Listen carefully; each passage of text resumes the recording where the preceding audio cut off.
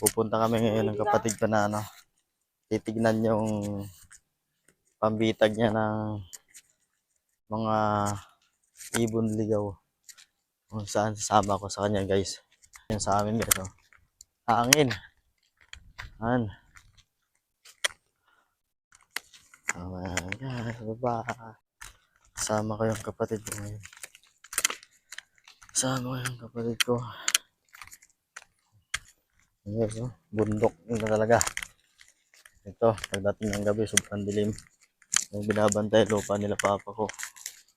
Yes, oh. Hanggang yan, mapapahinga sa dulo guys. Yung kapatid ko. Sumama ako sa kanya guys. Dito kami ngayon. Ba't paligid ko. Init. Ano, kita ko lang sa inyo guys. Ano. Yun. Oh. Doon yung kalsada kanina na pinanggalingan namin guys. Ang ganda dito guys. Hmm? Ang ganda. Sobrang lawak.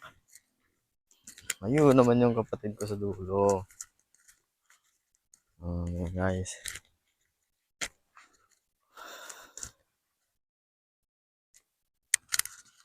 Ang ganda. Kapakita ko naman guys. Oh. Dito sila dati nag-uling mga kapatid ko. Dito sila nag-uuling. Pag sinindihan nila ng gabi, binabalik-balikan na lang nila. Titignan kung may butas. Ganon. Ayan guys, oh. Lawak. Oh. Ganda dito guys. Puro bundok talaga makikita mo. Ito guys, oh. May nakita akong mga bunga ng kahoy. Hindi ko alam guys kung ano to mga to. Hindi ko din alam kung nakakain to guys, oh. Ayan, oh. Mga hinog na rin guys. Pero kinakain ng mga ibon to mga to. Ayan, oh. Ito pala yung puno niya guys. Ano? Ito pa yung bunga to. Yung ba sa dulo guys, dami po. Yun. Oh. Dami guys, oh. Ayun, oh. Dami guys, oh. Ay. Dami. Ano kayang puno to? Ano kayang bunga? Ito pala guys, oh.